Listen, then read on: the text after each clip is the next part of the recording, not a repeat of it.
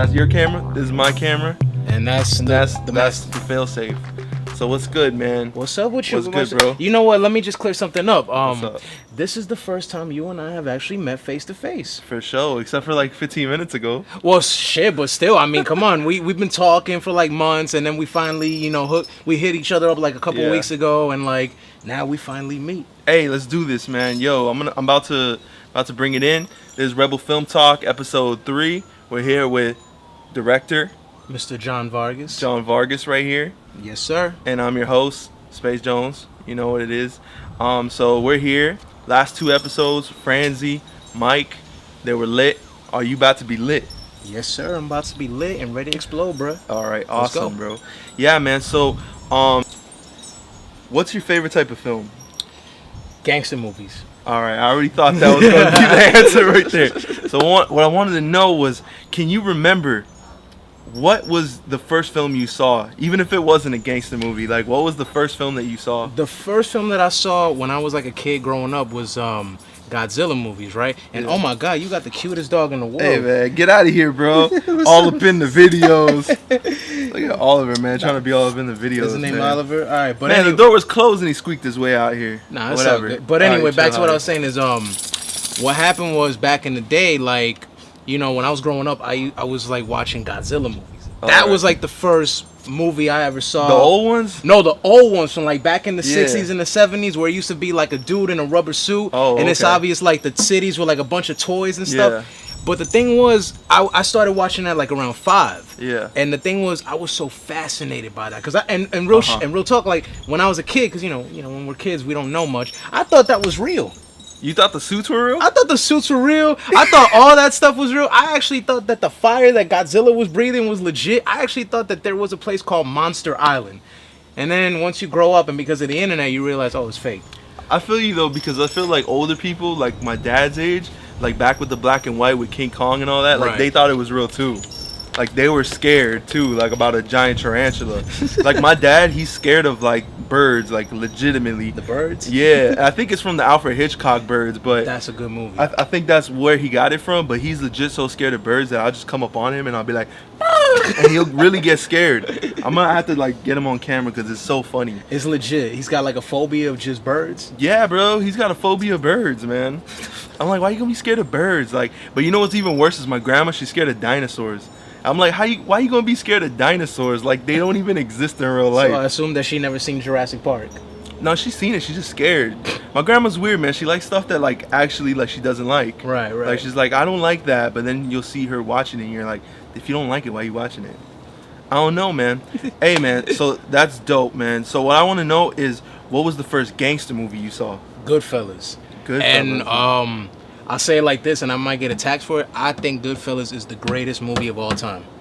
Because every time I watch it, it just gets better. And every time I watch it, like, I go back to these little moments, and I'm like, oh my God, that's what's up. And when you study film, like, you see the little things that, like, the director does in the film and these little moments. And the thing is, because of that film, that's where I was like, I want to be a filmmaker. I want to do something like that. Yeah. I want to make something... like gangster, like, because that's where it all started with just Goodfellas, and then Casino came in, and then eventually, like, I started watching other gangster movies from the past, and then I started watching gangster movies from other countries. That's where it got even more interesting. Like, the thing is like, I really love Japanese cinema. Like, I'm a big Japanese fan, and I love Japanese gangster flicks. And I'll be honest, like, I'm very inspired by watching those films because they bring like a different style than the American version. And like nowadays in my new films, I try to like incorporate some of that Japanese style into my films so I could bring like a different flavor to it. You know what I'm saying? What's a good like Japanese film for like people that don't like care about outside of America? Like, what would you say, like a gangster movie or in general? Yeah, no, like a good Japanese gangster movie. One I would say highly recommend, if you ever get the chance, you got to find this movie called Battles Without Honor and Humanity, aka the Yakuza Papers. It's considered the godfather, like the Japanese gangster movies, because it was done in the 70s, like months before The Godfather came out. Yeah. And at the time, Japanese gangster movies, they were not really done in a modern setting. They were done like, back in the day, like in the 1800s, almost like in a Western.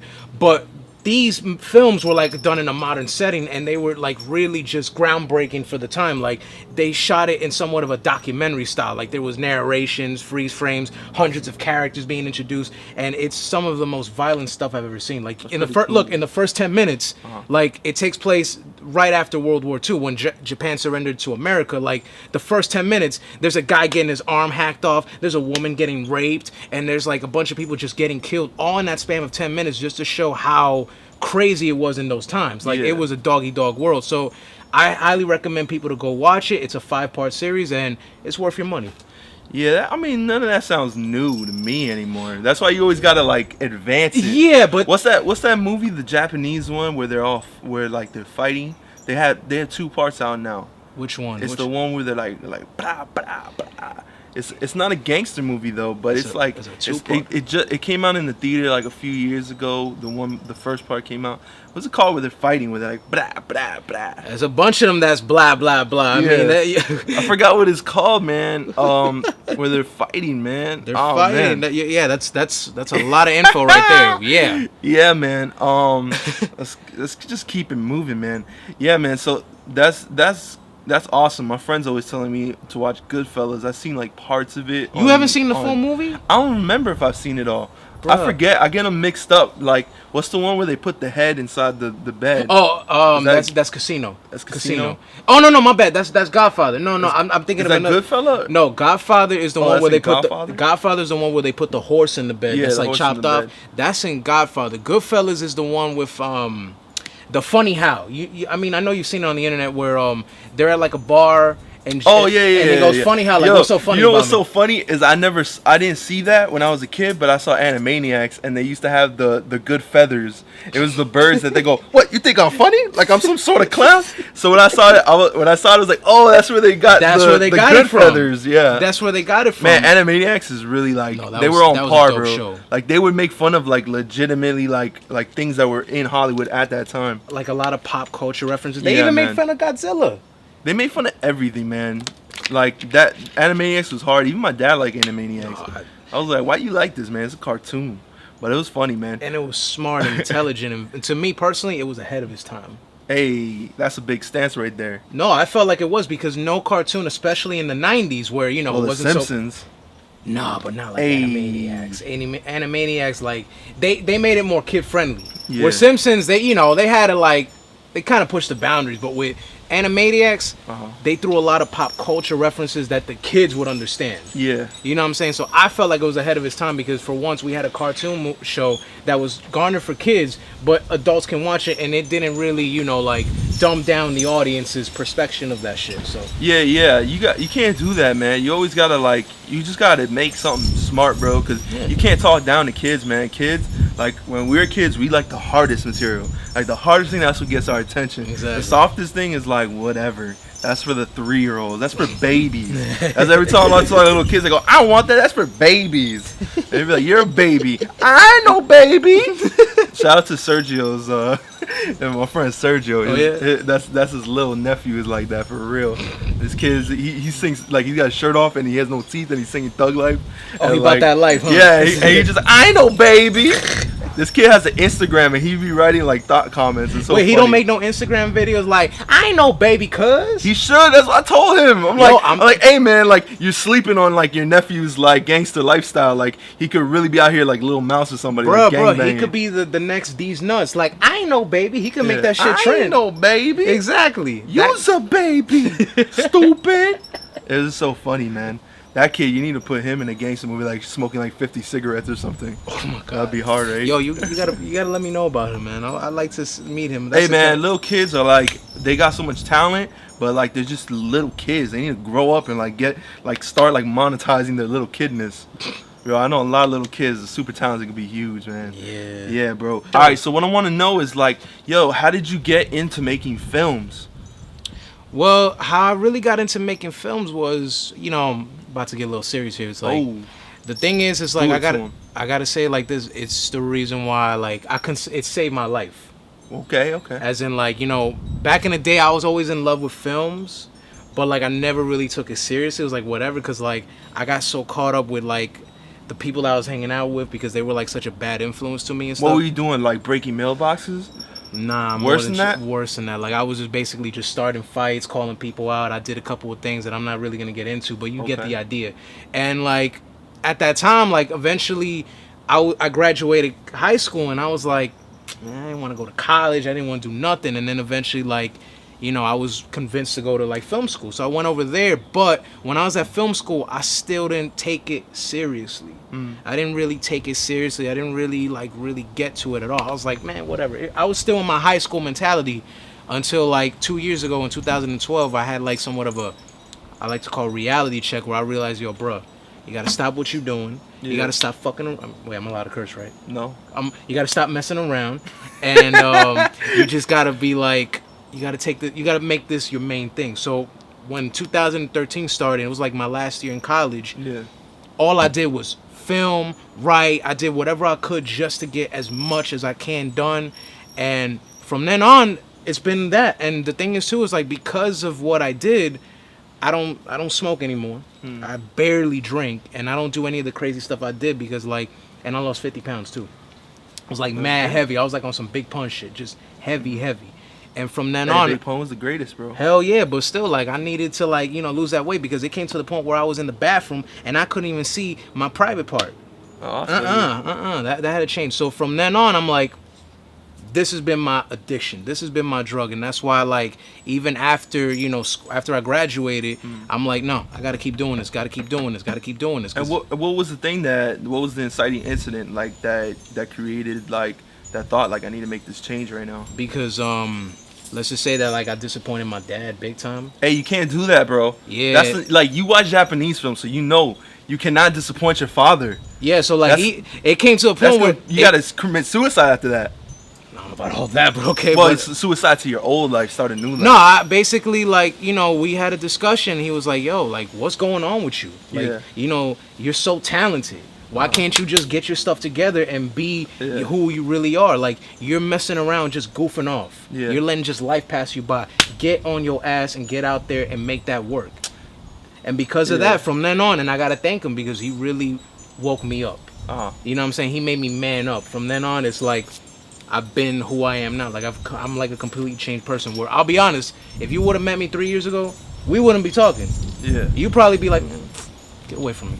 Because I was that much of an asshole. So yeah, it's good, man. That's what it is, man. I always tell people, it's like I don't know, some people, they're the same person they were 3-4 years ago, but I feel like every week I'm a different person. Learn something new, like about myself, about other people, how to react to certain situations. So it's like, that's why it's like, you can't even be held accountable for whatever it is you did or said, like, a week ago, a month ago, a year ago. It's like, that's somebody else. All right, trying to be up in the videos, Oliver Diddy. Hey, so, abuela, estamos grabando.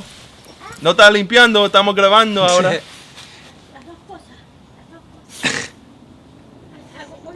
It's all good, because my grandma is like the same too, like, but she's so nice that you just kind of gotta, like, let it go. It's like, it's grandma. Yeah, whatever. But we gonna cut her. She gonna get cut. No credits. No speaking role. Sorry. Oh, it's like that now. Ooh. Hey, so that's good, man. That your dad spoke that into you, bro. Yeah. It's hard. I think some parents, they just don't know what to tell their kids because they're so focused on themselves. Nah, with my parents it was different. My mom and dad, like, because I'll tell you like this. I'm an only child, so my mom and dad's main priority was always me. Yeah. And my mom, love her to death. She's hard on me, but I thank her for that, because like, she is another reason why I go at the pace that I go, because my mom is a hard-working lady. She don't stop for nothing. Yeah. In her mind, it's like, no. Sitting on her ass all day, nothing. She has to be out there working, because she wants to, you know, make sure that we are all taken care of and we're living good. Yeah. So that mindset that she has, I follow it every day, and that's why, like, this year, you see me almost I'm trying to be on every set that I can just to get experience, or do my own stuff just to get experience, because, like, I feel like no matter how long you do this, you'll always be a student.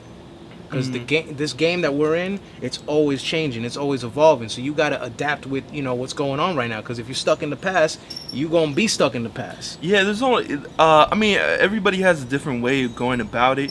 Some people, they like to read a lot and study before they even pick up a camera. Yeah. Even when I was in school and college for it, like even in high school, I was like, man, just give me a camera, let me edit. Like, you got all these computers and equipment, Right. like let me use it, because that's the way I learn, is by trial and error and just like learning it. I feel like a lot of people I went to school with in college, they were just forcing us to use the film cameras. We were like the last class of using film. But I felt like it was a detriment to like a lot of people, because the class after us, they started them off on DSLRs because they're like, yo, it's too expensive.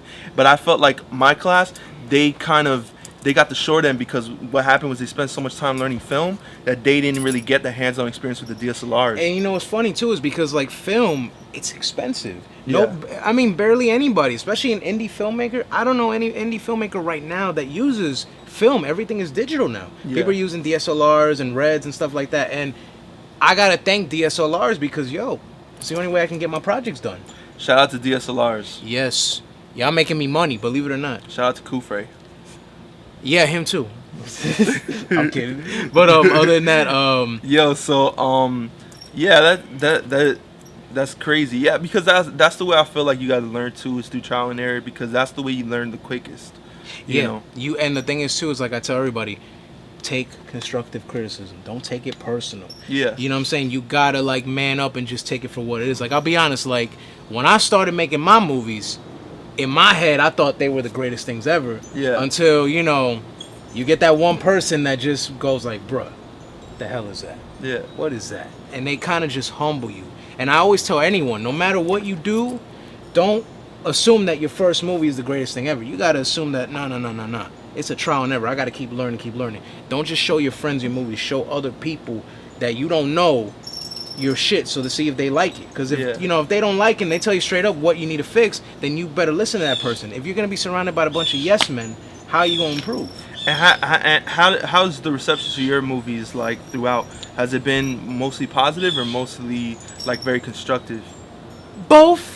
Like, I'll be honest, my last film, George and Angie, which was a romantic comedy, it got like a really mixed review. But this is something that I noticed. Like, I noticed people who had never seen my movies, like any of the stuff that I've done in the past, they loved it. Where people who have seen all my stuff, they was like, what was that? Like, really? Because the first 5 films that I had done was all violence, gangster, and what I normally do. Where George and Angie was the complete opposite. It was a romantic comedy, which was very lighthearted. Matter of fact, your boy Michael J. Sanchez, he was in that one. He was the lead. Shout out to Michael J. Sanchez. Yeah. Shout out to him. I'm actually gonna see him later. But the thing is, it's like, when I did that movie, like in my head, I thought that this was like, man, this is gonna really take me somewhere. Until like eventually people were like, bruh, what was that? Yeah. But at first I was a bit bothered by it, but then the next day I'm like, okay, all the mistakes that I made on that set and on that film, now I know what to do, and I know what to do it right. And right now, constructive criticism has always been mixed, but the one movie that I did that I felt like I really did good was this one film called Nothing to Lose, which was like, gangster, but it was like Russian roulette-ish, and it was very noirish. Like the lighting and everything about it was really dope. So like, I want to do more movies like that, because I feel like I'm really good at doing that, where George and Angie was more of an experimental film that I must say that like, I wouldn't mind doing it again, but like, maybe not right now. I want to stick to what I'm good at, because I'm still finding myself, and I still need to know what qualities I'm good at as a filmmaker. You know what I'm saying? So that's where I feel right now about constructive criticism. I get them every once in a while. What's like the craziest constructive criticism you've gotten? Or like the most hater? This is my personal favorite. I did a horror movie called Back for Vengeance. And I remember I showed it to a few people. And you haven't seen that one, right? I don't know if I've seen it. It's a horror movie where, matter of fact, Dave Gia, who was in Powers, he plays the lead. Yeah. He's a serial killer who's got like a fetish for killing young women.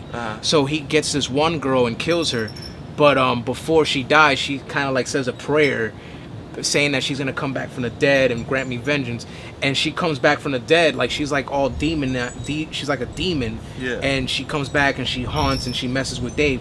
And I remember when I showed it to somebody, it was a Christian lady, and she goes, "You are a spawn of Satan. Hey, that's You're cool, gonna burn in hell. How could you say that? How could you do something like that?" Like, just just like it was so over the top. I just started cracking up. Like, you ever seen Carrie? Yeah. She reminded me of the mom of Carrie, just so over religious. Stop and it! Stop it! Yeah. Go to the closet. Yeah, go to the closet. And it's just like, that was the craziest one I ever got, where I was considered like the spawn of Satan because I made something. Hey, that's a hard title though. Like, that's a pretty dope title. Like Hitchcock is like, what is it? The master of horror or something. The master of suspense. You'd be the Jon Vargas. The spawn of Satan. That's pretty hard, especially if you're doing gangster movies. Well, at the time, I did like 3 before I did that one, because at that time I was like, let me try something else. Let me see if I could do horror. And it's funny because going back, for that movie, it wasn't a really bad movie. That was, to me, I consider like the first film I did outside of college. But this is where I was really, really discovering myself. I did things in that film that I've never done in the past that I incorporate now in my films. Yeah. And whatchamacallit, that was a crazy one. Another crazy one, I remember one where I did one movie where somebody was telling me that I was racist because why are you always stereotyping like like why are you always stereotyping people to be gangsters and stuff like that? And I don't know, it was crazy stuff. Other than that, the craziest one was that Christian one. That, to this day, I'll never forget that one. You can't really be more racist than Quentin Tarantino. Like, he pretty much like dances on like the race card. Like, but you know why he does? Care. But you know why he does it though, right? Because he wants to? No, because he's trying to get people to talk about his movies. Here's what I figured about Quentin. Me personally, I don't think he's a racist, but I do think he says all that stuff just to have people talking, just so he could stir a bunch of drama. So then eventually people will go in and watch his movies. Yeah. If you notice, he does that in every single one of his films. He'll always do interviews and he'll say something just to shock the audience, just so people could go like, okay, I got to see this. I think he's gonna chill out for this next one because I think he got so much controversy with the cop thing. No, not even with that. With Django. Like with Django, like that created such a big debate, and like he got so much flack that like I think he's just gonna chill out, like for the most part. Knowing him, I doubt it. I mean, yeah, he might just like go like 10 times harder because that's how he is. But he's lit. I love watching his interviews. They're hilarious. He's like always lit. He's always just like out there. Yeah. And it's like, but what I like about Quentin though is like, he's just got balls. He's like the true definition of a rebel filmmaker. He just does. Hey, shout out to Quentin. Hey, I hope Quentin comes on, man. He would be dope to talk to. Oh, but, yeah. Can you imagine just talking to him and just like blowing your mind up with all the shit that he knows? I wouldn't be like, I would just prepare one question and then just let him take over. I saw one interview where they asked him like one question. It was like 30 minutes. No. Listen, when I went to MegaCon to go do the Kevin Smith, he was having like a Q&A.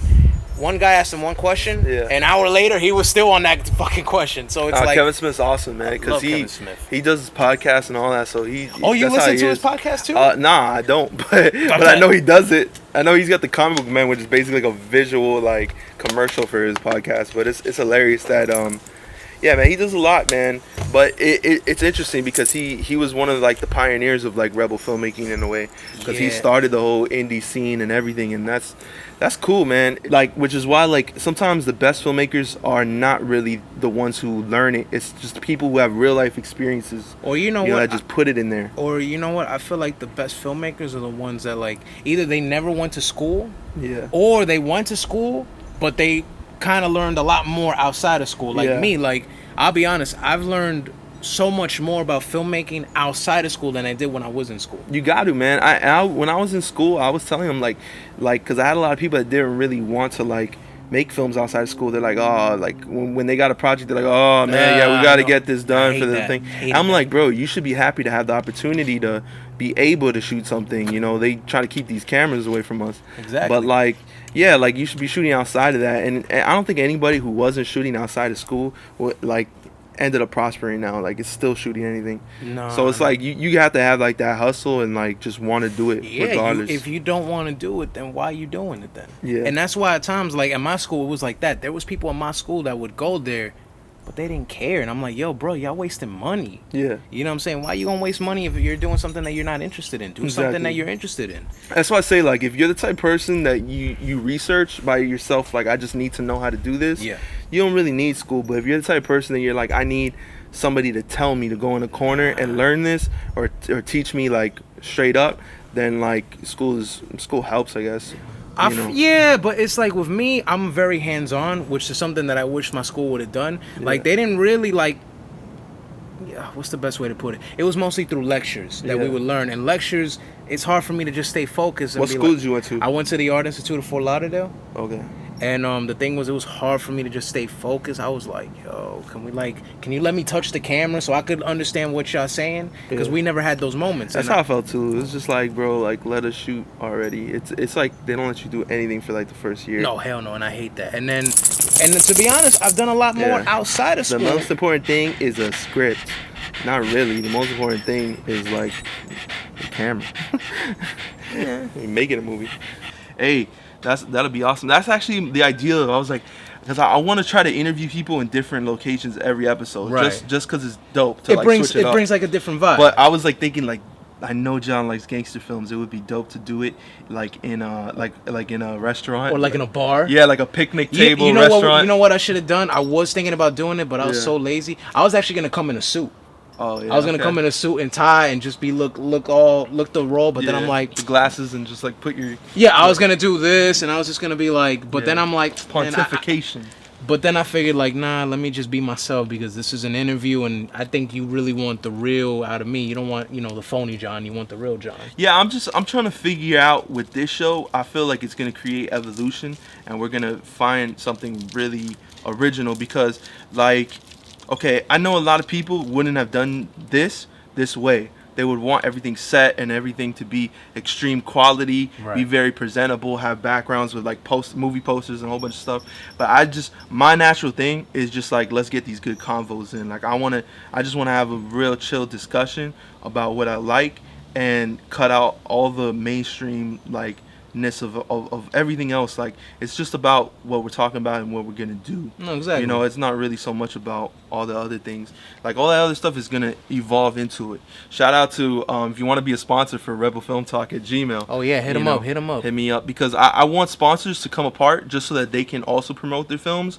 But at the same time, is like the more that we bring to this show, the bigger it can be. And you know what I was gonna say? Like, you know what you should do? Like you should like try to find like more people, not just in the Miami area, but from my way, because I just came from Broward, so it's like you should see if you could like get some people over here too. It's so spread out, bro. Like I know growing up, I grew up here in Kendall, right? And like I went to school here, and I didn't know anybody that knew about film, that wanted to be a filmmaker, that wanted to do any of that. Like the best thing they wanted was to be a rapper, and that was in middle school. Oh my God, that was me too. So I joined that crew because I just didn't know anybody that wanted to do anything creative. But like with them, they were just real like, yeah, you're stuck up, this and type. Like, oh yeah, you got bars. And it was like not really for me, but like at the same time, it's like it took so long. Like I really didn't meet film people till like college, really, because it didn't really happen. Yeah. But like when I did, it was still like me commuting from my crib in Kendall to like Kendall campus, then to like North campus. Right. And it was still kind of so much like I didn't find that community. But then I never even thought of Wynwood. But Wynwood didn't really exist at that time neither. It just kind of started a few years ago. Like, I feel bad that I never go to the NOLA ones. Yeah. Because like the thing is, it's a drive, and I'm always working that day. Yeah. And it's like I would love to go out there and like have a chance to show one of my movies out there because they give chances to like all these local filmmakers, and I'm like, yo, I got some stuff that I want to show. Yeah. The thing is like you got to go far for everything. That's what I learned is that like if you stay in your little like community, you're not gonna go nowhere. Yeah, and it's just tough because it's like you have to link with other people. You need to have conversations about what you care about, or you'll be having conversations about things that you don't care about, and that's what it's going to be. Like there's so many sports podcasts or talks and this and that, and I'm just feel like we need more film podcasts or film just conversations in general. Why do you think I came all the way out here? It was an hour drive. That's why I like if people be like Mike was like, yo, we're gonna be shooting Dear Future Wife, but I don't know if you want to come. It's all the way in Delray or whatever, and I'm like, bro, like Just let me know. He's like, no, I'm not gonna make you come out all the way. And I'm like, bro, like I'm used to driving because everything you want is always far. It's always an hour away. Of course. So I'm like, you just got to get used to it. I remember doing a casting call just to be an extra, and that was all the way like in Fort Lauderdale. That was like an hour away. You had to wake up. You had to be there at 6 a.m. to get on a bus to go to a mansion. And it was just weird, bro. But like in general, like I just know that like we have to go far. Like you have to be prepared to take that travel alone too. A lot of people, they're like, nah, like yo, I'm waiting for my boy to be ready. You can't wait for your boy because that's not. You know, this is your journey. This is your solo journey. You got to be on, you know, and that's why I like having the convos too, because like some of my best friends are filmmakers or musicians, but they're always so busy creating or editing or doing something that it's like hard to catch up with them. So it's like I have a convo with them every month, and it's like these are the people that I really want to talk to, that we learn more, that we like we share stories and all that. Speaking of stories, I don't mean to change the conversation up, but I want to ask you, since we're talking about film, of all the how many films you've done so far? Like 4 or 5? I mean, probably like 4 or 5. That of all the ones that you've done. Yeah. I need, because I always ask everybody, funniest story that happened to you on set. Off the top of your head. Funniest, like just a moment you'll never forget. Like it's just a moment where an actor did something or you did something, and to this day you still crack up. Because I got one from me, but I want to hear your story. I had to hear yours. Okay, I'll tell you. Like my sets are pretty much just like regular for the most part. Cause like I got so much like stress going up to it that like the shoots are just kind of breezy for the most part. You know what was the craziest thing? Tell me. And it wasn't like laughable, but at the time I'm like, I'm gonna look back at this and be like, wow. It was like the, I guess it's the 4th episode of Basketball Friends that we were doing. Like it just started raining. I saw that episode. Yeah, I saw that episode. I put the clip on YouTube of like when it started raining.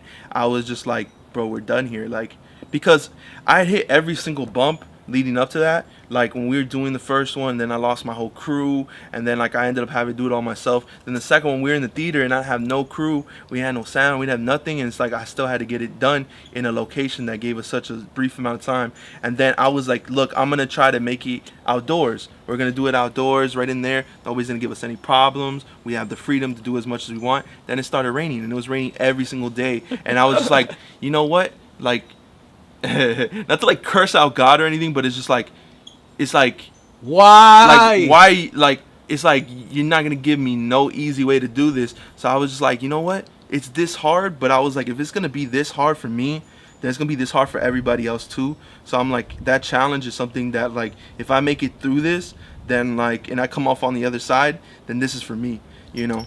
You know what? That was very inspirational. Like, you just was like, you know what? Screw it. Let's go. Yeah, and I was just like, man, like, and I felt like, up to that, I didn't know if my people were down or not, but like I was just like, you know, you guys are either gonna be down or you're not, and let's go. Like I know I was down to shoot in the rain. My DSLR got wet, like my T2i, all that. I was just like, let's shoot, bro. I don't care. Like we couldn't get sound. I was just like, I don't care. We'll do it. So like that's what I was saying. Like regardless of how people felt about the quality of what we did, like we had to do that in order to like get to where we're at now, because that was like just pushing through. I was pushing through the rubble like Uma Thurman and Kill Bill. Kill Bill too. Just like you don't know what this is gonna do if you're gonna get out, but you just know you need to keep doing it. So it was just like trying to break through, and it was just like wow, like, and I was just like laughing at like how tough this is, and it doesn't need to be this tough, but this is what we got to deal with, you know. Okay, now here's my story, and it was back to the horror movie. Yeah. So what happened was, and this involves your boy Dave. We're doing the final scene, and spoiler alert, Dave's about to get killed by the girl that he just killed. She's like a demon, and she's about to like eat his face off, right? No, come on. No, please stop. No.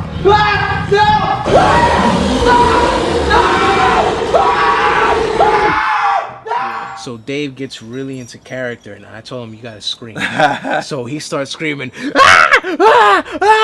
and bro, that scream disturbed the hell out of me. I'm behind the camera because I had like a DP, and I'm like, and I started like moving back and back, and then I'm on the floor just shaking, yeah, like shaking, and like I go, good.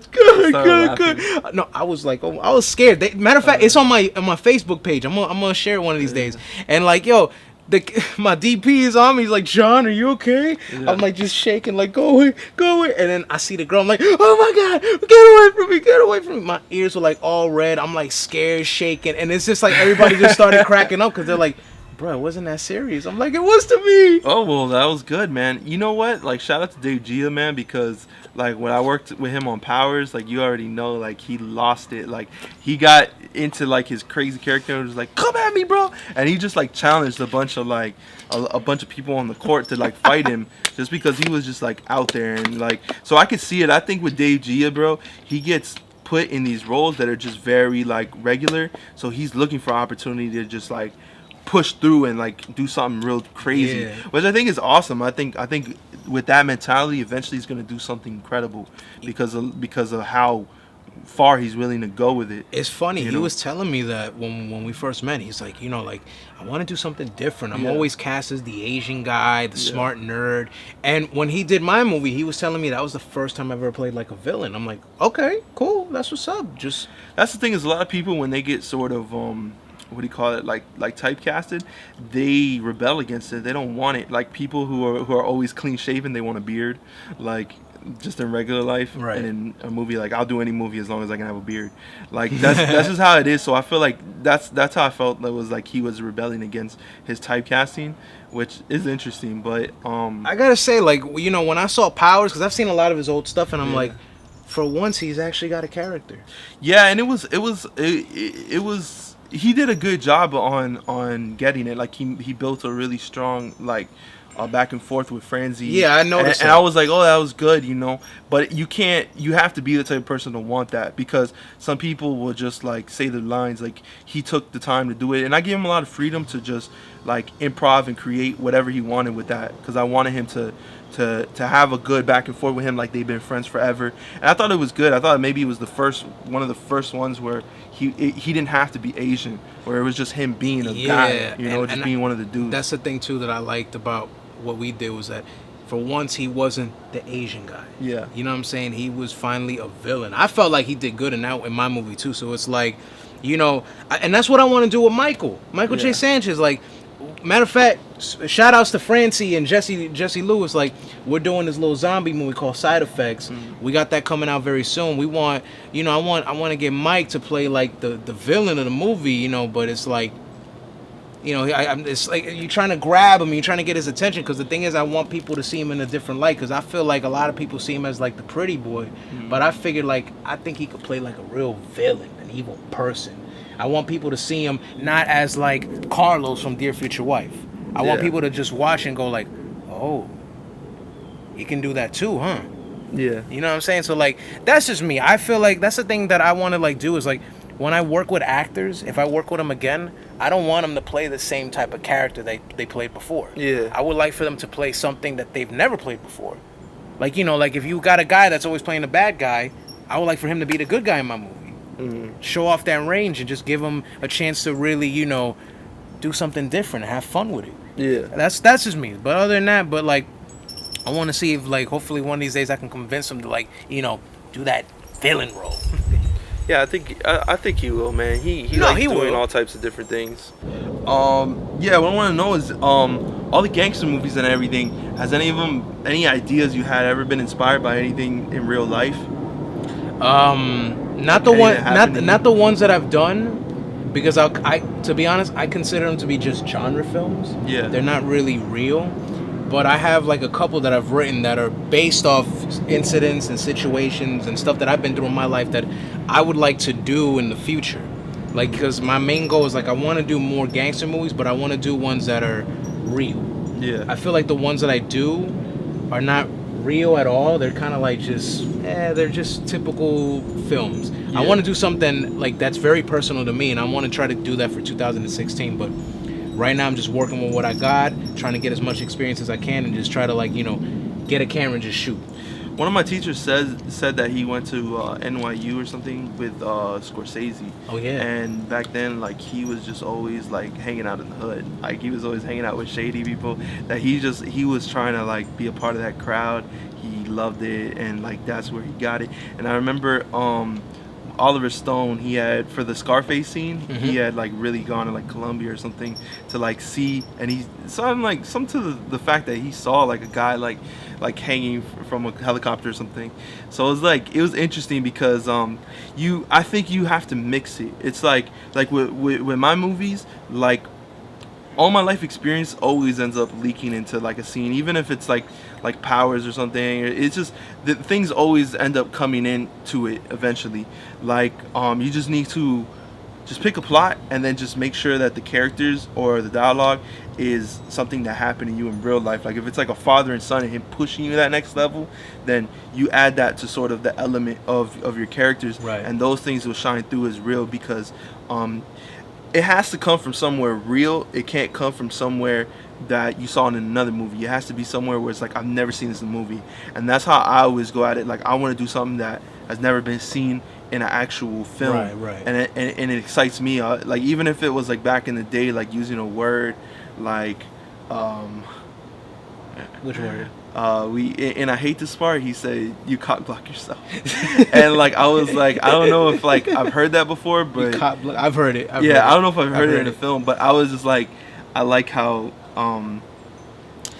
the way I used it was like, you're cock blocking yourself, and it was like, okay, so it was just trying to think of all these little things that I thought were funny to me. Yeah, the camera turned off. Was it recording? Let me see. Probably wasn't recording. Yeah. So, it's all good. I was gonna cut that part anyways. Okay. Just kidding. But you know what? Yeah. I was gonna say about I Hate This Part. You know, of all the movies that I've seen, that's my favorite one. And the thing is, I want to do something like that because, and like I told you before, that kid, the main kid, that was me 5 years ago. Like, bro, I was like, that was the thing. The father, was that his real father or his stepdad? His dad. Okay, because like I had a stepdad that was just like him, and me and him would just get into it, and I just couldn't deal with it. And you know that scene where he's trying to like talk to this girl, but he's very like awkward and he doesn't know how to approach her. I've been through that. And the part where he's trying to look for a job and he's got a manager just being a dick to him. It's like, man, I want to do something like that, and you beat me to it, motherfucker. I think that's how a lot of people felt, and even when I was doing it, I'm like, man, I'm gonna, like, once we show this film to people, they're gonna want to do their own scenes, because it's one of those type of films that it's just like, you see how it plays out, and you're like, oh, I would love to do that about this part of my life, or like a certain thing that happened. But it was just like I was actually writing like a whole movie, like I was writing a different movie, and we had to pitch something like in a week. And I was like, this is turning out to be a movie, not a short. And like for school, we just had to pitch something that we can make. So I was just like, I don't know what to do. And one of my friends, she was like, why don't you just write about something like real, like something in your real life? And I'm like, I don't even know what that would be. And then as I was thinking, I was just like, man, because I had that fight with my dad like a year earlier, or a few months earlier, and it never got resolved. And I was like, man, there was so much like drama in that. And I just kind of wrote it out and see like where it's gonna go. And once I wrote that, I already knew what the second one was gonna be, and I knew like it was gonna be just something else. Like every scene is something else completely. Like the second one's a montage. The first one's just played out in real time. But like it was interesting to do because I learned a lot from the perspective of every side. Like from the convo, I was actually listening to my dad because that first scene is really played out exactly how it happened. So, it's like almost word for word? It's word for word, so much so that my dad was like, wow, that is exactly what happened. And he was just like, that's crazy. Because he didn't think I was listening to him. He didn't think I was really listening. He thought I was just being a stubborn kid that didn't listen. Yeah. But he's like, I can see that, like you were hearing me. And I was like, I heard you. Thing is like, I was just trying to get past that. Like I already knew what he was trying to tell me. I'm like, I don't care. I'm trying to get something to you. So we were all just clashing. But like doing the movie was crazy, man. Cause that just brought like, it was so real that it changed my real life. Like, cause by the time we premiered that film at the school, my parents had gotten divorced and they'd been separated for like a while then. So the first time they saw each other since divorce was like literally like at the premiere. You know, I was gonna ask you something too. Like, how do your parents feel about you doing film? Like, do they support it, or are they like? They weren't so supportive when I was growing up. They were just like whatever, like just like you're wasting time on anything. But once they saw like I hate this part, they really like my mom loves it. My mom loves it so much that she's like, I love that one. Like even if I put out something new, she's like, I still love I hate this part. Like, my dad, like she's like, that's my favorite. Like, that's the one I like. Like she doesn't care about the other stuff, but it's real to her. You know, like she knows how real it is. You know, like that I was gonna ask you, like, are you closer to your mom or your dad? It's weird, bro. It's both. It's crazy. Like, I mean, I live with my dad now, so it's it's crazy. But like at that time, like I never even really talked to my dad and my mom. We didn't talk too much either that much. So it was like a mixed bag. Like me having to live with my dad was like me trying to learn more about him and understand. So that movie was just like crazy to me for real because it was so real. It changed my life and it was like scary because of like. I knew I was putting everything out there, right. But at that time I was young and like, I was just like I have nothing to lose. Like if I do this, I'm not gonna lose nothing. Like even if I lose friends or I lose family, like they wasn't there to begin with. So it's like I put so much into it that like there's not really anything too much that I'm scared to do anymore after that. Yeah, you get to that point where you're just like, screw it. Like I'll be honest, like even though it hasn't come out yet and we're still shooting, when I did Side Effects, like the first scenes with Francie and Jesse, like we literally had to improvise. We had like a location, everything, but then due to like, you know, some time and bro, we literally had to improvise and go to different locations, and like working with both of them, it really just made me become even more fearless because I realized, you know what, I can't worry about this. I just got to go and just shoot. Yeah. Just go and shoot. Don't worry about what happens. Because, when we shot this basketball scene, they were at the park. And, like, we were shooting in Homestead. And there was this dude driving in a bike. And he sees me with the camera and the headphone. I mean, and I was, like, so nervous. Because I'm thinking, oh, don't tell me I'm about to get jacked now. Yeah. But he was just, like, messing around and just being a fool. And it's like, from then on, I realized, you know what? I can't be scared anymore. If it's gonna happen, it's gonna happen. It's gonna happen. Like exactly. I can't have that second thought. My main goal is to just get it out there and just shoot. And like from now on, I'm just gonna do whatever I can and whatever I want. Yeah. Hold on, let me check that out. Did it stop? This is this one. This one's like the 12-minute. Yeah, I feel you, man. You know what's funny? My dad, another thing he's scared of is driving, bro. When I used to drive with him, he was so scared to have me drive. But when we went to South Africa in 2010 for the World Cup. You went to South Africa? Yeah, so we had the worst driver. Like the guy was driving like, I think it was like 180 kilometers down paths that were just like aimless. And he was so scared for his life, he just gave up. And because we hit a flat tire and the dude didn't even care. He just got on Facebook and started taking pictures. Like the driver was so out there that like we both came to the agreement that like we might die out here. Like he was just like, yeah. So that was something too that like I was like I realized that too. Like if you're gonna die, you're gonna die. Like you gotta live it up. You gotta do the most you can. But like yeah, man, you doing films and like you know like you'll get into some yeah, it's gonna happen. Something's gonna happen. Police is gonna stop you. Something. You just gotta be willing to shoot in the rain. Do whatever you gotta do to get it done. Yeah, I've come to like I was always scared and worried about those moments. But then I realized after doing this short with Francie and Jesse, I was like, I gotta stop being scared. I just gotta just go because you know what? It's like Drake said, you only live once. But you gotta live YOLO. it. YOLO, you know. He kind of said YOLO. I don't care. I say you only live once because that word got overplayed and drove me insane. But you gotta live for the moment. You gotta me right now, especially what I've been through in life, I live life like it's my last. Hey, that's the title on the YouTube right there. Live life like it's your last. Live life like it's your last. That's probably what it's gonna be. Or I'll you know what? Live life like it's your last. Or it might be Good Feathers. We'll see. Let's go with the first one, bro. YOLO. It's gonna be YOLO. Oh no, please, nah. With the dots. Hey, yeah, man, that's awesome, man. That's like I was telling you before, like with McClintock, that's kind of what it was too. Cause I just realized, like, bro, like you don't know what you're waking up into.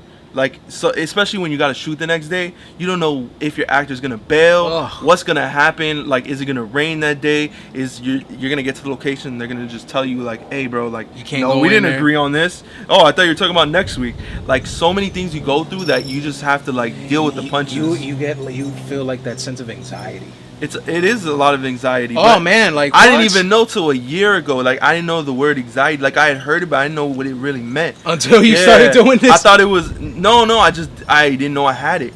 Oh, yo, like I didn't understand it because like I when I grew up, I would not do my homework till the last day you had to turn it in, like an hour before, and my parents were like, "You're so lazy, you procrastinate, you're lazy," and I always dealt with it, but I was like, how am I lazy when I'm shooting music videos and I'm shooting films? I just don't care about that. But then I realized what it was a year ago. I realized because I figured it out. Like, I was like, it's anxiety. That's why I can do so many things, but the thing I care about the most is the one thing I do last, that I finish last. Is because I'm so scared to finish it, for that to be the pinnacle of what I've been trying to do. Right. So I just understood it better, and now I just talk to people and I'm like, you got anxiety. I'm not trying to diagnose people, but I'm like, that's probably anxiety. But what you got to do is work on something else. Yeah. Or move on to the next project mentally before you. I'll be honest. I finish. had I started feeling that anxiety when I did George and Angie, because when we shot the pool scene, I never felt so scared and so nervous in my life, because it was, a lot of people were coming. We were shooting at 9:00 in the morning, and it's all the way in Boca, and half of the talent and the crew were coming from my way, from Miami, and I'm just like, oh boy, because we were there till 5, and luckily we finished on time, and I had I don't know if you know her, Diana Rice. Yeah. She was the producer for that, and like I love her to death, and she's on point. She's like, okay, what's going on? What we doing? Yeah. And like, I just remember just going through the motions. I did not get any sleep that night because I was up all night just like, oh my God, I hope everybody comes. Yeah. I hope this happens. I hope nobody dies. I hope nobody gets stuck in traffic. Like, just having all these thoughts in your head, and it's just like, and I remember there was one time where I'm thinking, why am I doing this? Yeah. I'm not even getting paid for this. Why am I doing this? And then I stopped and realized, once I got on set, now I know why I do this, because I love doing this. This is me. I was having fun on set. Yeah. And then I passed out, and then I woke back up, and then I'm like, yes! Yeah, man, it's tough, man. I know I have a few friends that are scared to, like, really go through with it. Like, I'm like, you'd be a great stand-up. Like, you would be a great actor or whatever. And they're just scared to take that next step. And I know how it feels, because sometimes you do something, and then the next day you're like, oh, man, I can't believe I did that. Like, but you just got to get used to it. Like, what gets me through it really is when I'm doing a movie, it's not about me, it's about everybody. So it's like, I'm not thinking about me so much, I'm thinking about everybody. So it's not for me, it's for everybody. It has to be good, not for me, for everybody. When it's for me is the time when, like, we're editing, and like, that's when I'm like, bro, this is my fault. If this shot came out bad, it's my fault because I shot it. If the writing's bad, it's my fault. If we didn't get a line that we needed, it's my fault. So those are the parts where I go harder on myself, that it really creates the anxiety, but it's also like the toughest. But when we're shooting, that's easy, because that's, you give me the best you can, and that's all I need. Actors, sometimes they internalize it as so much of them because they're on screen. Yeah. They're like, it's my fault if your movie doesn't work. But it really isn't. No, it's not. It's a collaborative, like, thing, you know. We are all coming together to make something, you know. Yeah, like, I mean, I've had those moments with actors too, where it's like, they think it's their fault, but it's like, nah, bro, it's not your fault. Yeah. It's probably my fault because I did this and did that. Like, and I know he's gonna hate me for this. Mike, when we did George and Angie, like, he was really hard on himself for that movie. Mm-hmm. And I kept telling him, bro, it wasn't your fault. It was my fault. I should have been a lot more hard, and I should have just told you to do this, and I should have... There was things that he was telling me at the time where I was like, nah. But looking back at it, retrospect, it's like, I should have just listened to him. Yeah. I should have been like... Because you know why? At that time, too, like, I felt like I was way too hard. I felt like I was way... Like, not way too hard, but I felt like I didn't put my full effort into George and Angie. When I should have, and I should have really taken it a lot more seriously than I did in the past, and I should have, like, you know, took more advice to other people who know what they're doing and know this topic a lot more than I do, where at the time I'm just like not really paying attention, just like whatever. Yeah. So that's why, like, you know, I was just like, man, I kind of wish I would have listened to him more. And he was like really hard, and I'm like, nah, bro, it wasn't your fault, it was my fault. I should have been harder, because at the end of the day, my name is on it. I wrote it and directed it, so it's not really your fault. It's really my fault that I should have been, you know. Yeah, I feel like that's always kind of a given, like, but people forget it, you know, because I always feel like you should know I care about this, you know, because obviously I'm doing it. But sometimes people feel like, you know, like they're giving more into it, or they're trying harder, but like, obviously I care about this more than you. It's just like, I can't care, like, if you don't give them the like a lot of like time, like, say, like, you're just like, all right, you're doing great, and then you record, they're like, man, I feel like he didn't even care, he wasn't giving me no notes. And it's like, you're doing good, like I don't need to give you notes, you know. I know like, exactly they're like, what nah, you're it talking seems like about. you don't even care about how I'm. It's like, you're doing good. I know you got exactly hired what for you're this, talking you about. know? I know exactly what you're talking about. I go through that. They go, really, really? I'm like, bruh, you're doing good. Chill. Yeah. Like, but I'll be honest, I hate when they do that because they're basically not trusting you. Yeah. Like, they're like, I don't know. It's like, bruh, trust me. I know what I'm doing. Mm-hmm. I'm not here to make you look bad. I'm here to make you look good. Yeah, I mean, it was funny. We were shooting.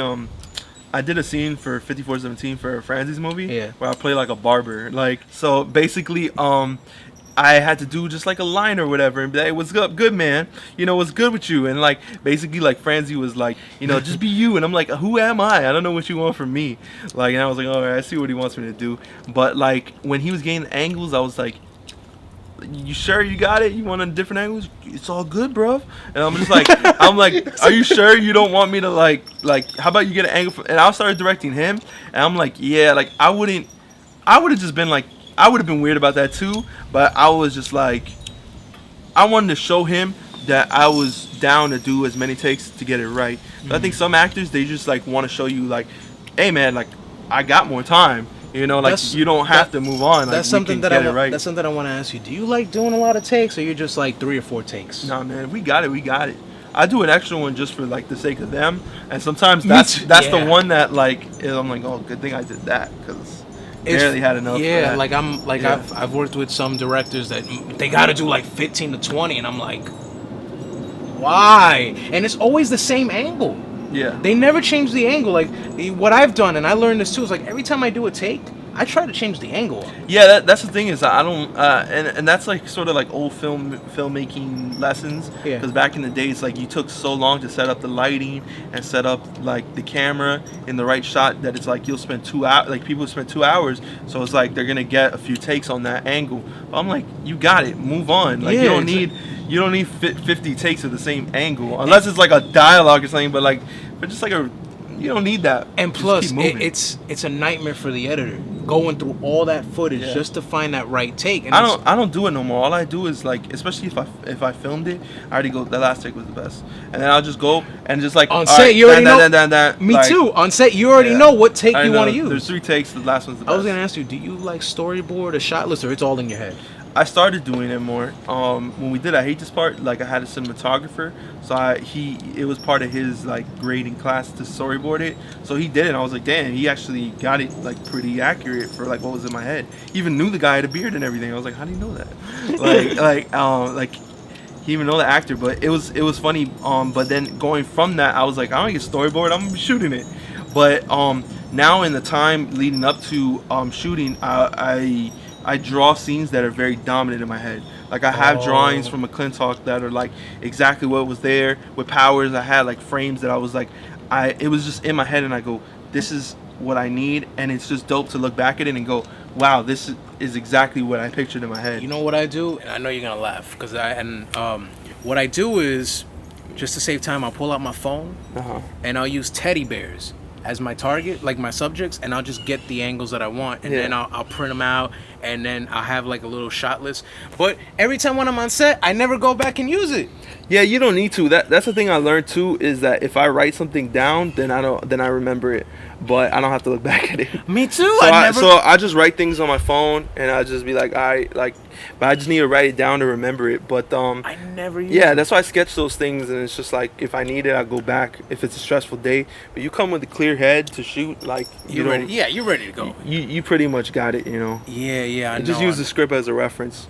Oh yeah, no, definitely. But I just wanted to ask you that because like I don't know if you're one of those filmmakers that like has the whole thing in your head, or you do write it down and you know you do. I get upset when I show like when we're shooting and I'm like, you don't know your line, come on. It's like the way I do my thing, like it's just all fun, you know. Yeah. Like I like it's so hard to do other things, and I'm just like, I'm here to have fun. I was gonna ask you like, not to mention any names, but like, was there like what was like the most stressful thing you ever went through on set? Where you like it could have been maybe something or an actor that was just making you go like, why You don't, not to mention names. It's not even my sets, bro. It's working on other people's sets. Oh, okay, never mind. That's the toughest thing, like for me. That's because it's the same thing. Like when I'm working on my job, like it's like if I see a way that things could be conducted better, like I want to fix it.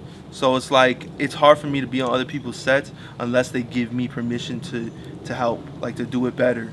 Which can be anything. It could be literally like coaching the actor or changing the cinematography or whatever. So that's tough. And like when you got a director that kind of like has it all in their head and they want to do it themselves, and you see like they could use some help, but they're not letting you in. It's like it's hard. It's hard. So it's tough. So my thing is just like that's why I try not to collaborate with people that don't respect me, you know, enough to like to let me help them, because then it just becomes tough for me. I'm wasting my time here. Yeah. You know? So I'm just like, if you don't need help, then do it yourself. That's fine. But yeah, that's the tough thing. When it's my set, like there's so many things that go wrong that it doesn't even matter. Like I'm like those things I already know they're gonna happen. You see it from a mile away. Yeah. Hello. Word? That's probably tweets. Oh no, that's passes. Oh, I need to get these passes real quick. So what is it for you? Oh, where do I start? Not on my set, because I try to like keep like a really calm set, but I was on this one set, not to mention any names, where like I played an extra in a movie. Okay. And but it wasn't like Ballers or anything like that. It was like a non-union, low-budget project, but they were trying to do a full-length feature film. And I'm on the set, and it was so bad. Like they had the AC off. They barely had any food, bro. They had Lunchables. Hey, I like Lunchables though. But bro, what like kind, the pizza? No, like the little cracker ones, like the ones with the ham and cheese. Too. But that's not the thing though. Like, yo, I'm expecting food. Yeah. That was lunch. Yeah. That wasn't no breakfast. That was lunch. And like, we didn't get the food, like the real pizza, till 5, and we've been on set since 9 o'clock. And then the thing is too, what bugged me the most was like, yo, they ran out of water, so we had to drink out of tap water.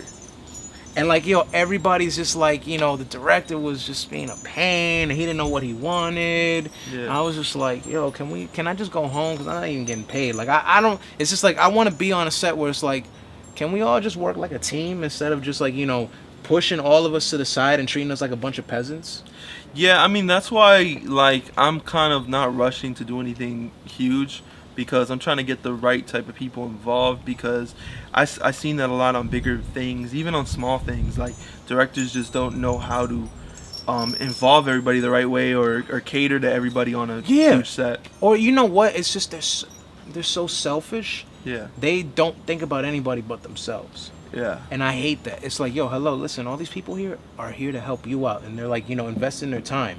Yeah. Show some appreciation to that. Don't just ignore them and look down on them because you don't know them. Yeah. No, screw that. That's why I can't do it, man. When I shoot videos for like rappers, sometimes I feel that way. Like, bro, they're like, yeah, man. So you gonna make me look good? Yo, edit it and put it out and like make me look real good. I can't do no. And I'm like, hey, man, like, what's up? And it's all about them, and I'm like, all right, whatever. So that bothers me. Just like people being that way, and with film, it's like.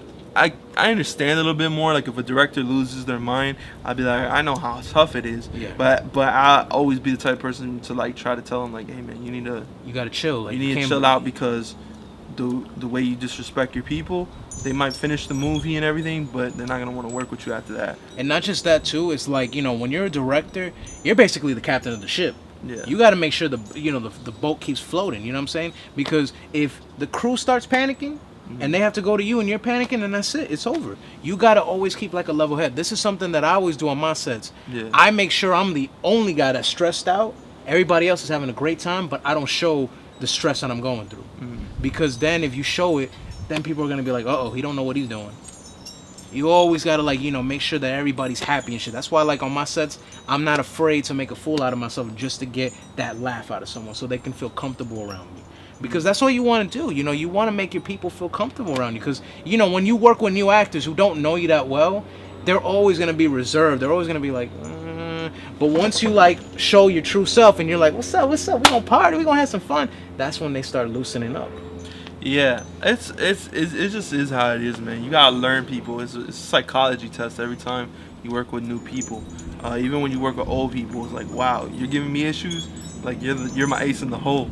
You're like, oh wow, this is unprecedented. But Yeah, man. It always takes time to make those relationships work out.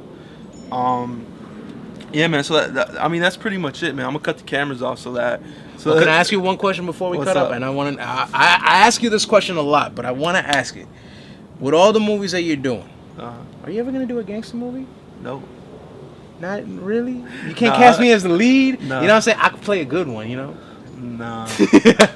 Nah, I don't know. I mean, it is what it is. When I started, I thought it was either gonna be comedy or drama. Right. And then, as I've done it, I just like want to do different things all the time. So I'll probably do something like that. But I always try to do something that I can bring a new perspective to. So if it's not, so with gangster movies, I'm like, that's not really my lifestyle. So the perspective I would have to bring would be from a different point of view. You know, like have you ever seen Mickey Blue Eyes? Yes, that's kind of a cool movie. I like that movie. That's kind a of really a cool good movie one. because it's like a romantic comedy, but it's set in the gangster world. Yeah, and he's trying to fit in, and he's trying to be. They try to make him into this bad guy, but he's got the British accent. And he just doesn't fit. Shout out to Hugh Laurie. All his movies are classics. No, that's Hugh Grant. Hugh Grant. My bad. They're both British. Hugh Grant. No, all his movies are awesome. I love all his movies. Yeah. But yeah, that was a cool way to do a gangster movie. Yeah, I don't know. I mean, we'll see what the future holds, man. Never say never. Hey, I never thought in a million years I'd do a romantic comedy, and I did it. Yeah. So you never know. You never know. But like you said, maybe it might never happen. But if it does, you better call me, man. I want to be part of it. Hey, man, you'll be the line supervisor, making sure that all lines are authentic to gangster films. Or better yet, can I be like the guy that gets shot? I don't care. Like I just want to be in the film. Like you could be eating at a restaurant, you just get blah, blah, blah, exactly. I'll be like like if I were to do it, it'd literally be a comedy. Even if it's subtle, it'd be a comedy because all my films are comedies, even when they're subtle. Yo, you should do something like that. Like just make it into like a comedic. Let's see. Like what's the best way to put it? Like the movie that we're doing, Side Effects with Francie and Jesse. I like to call it a bromantic gangster zombie movie. Okay. Where it's like comedy, but it's very like almost Pineapple Expressions. Yeah. You should try to do something like that. Just have a comedy with just a bunch of like punks. Mm-hmm. I don't know if anything. You know what? Maybe. Who knows? Maybe you might not do it, but hopefully, all I can say is keep up the good work because I'm a fan. Hey, that's awesome. All right, man. So this has been an awesome conversation. Third episode of Rebel Film Talk. Yes, sir. It's awesome to have you here. Thank you. Thank you. Why I want you to be on this show is because you're a director that's very passionate, that's very outgoing, that also thinks like a fan, that loves movies. So it's awesome to have you here to discuss what you like about movies. And I feel what people can learn from your story is to take criticism very objectively, but don't let it hurt you. Like keep persevering through it and learn. Just keep going. Keep going. I think that's awesome. We need more people in the film community that are more outspoken and less antisocial. That just kind of duck you if they didn't like your movie. That they'll actually explain why they didn't like your movie. Yeah, I'd rather have someone tell me why they didn't like it than someone coming up to me and be like, "Oh, I liked it," but they don't give you a reason why they liked it. Yeah, that's awesome. So, it's the third episode of Rebel Film Talk. Jon Vargas. Yes, sir. I'm looking at all the cameras. Look for him. What film you got coming next? Right now, I'm working on a web series called Gabby's Revenge. We're dropping the first episode in January. Be on the lookout for that. I've got a zombie movie called Side Effects coming out very soon. And then after that, we're going to keep doing some more scripts. If you need to find me, my YouTube is Cinefreak Productions at YouTube. Right there, you'll see all my work from my old, past, whatever. You want to see my stuff right there. Oh, and you can follow me on Instagram at Jon Vargas. My Facebook is Jon Vargas. My Twitter is Jon Vargas. You know the deal. Leave him a lot of likes. Leave him a lot of comments. I need likes. And Rebel Film Talk at Gmail if you want to be a sponsor or you want to be on the show. Thank you guys for watching. And thank you for having me, bro. Thanks for coming through. Thank you, sir. That's the motto. YOLO. You only live once. Peace.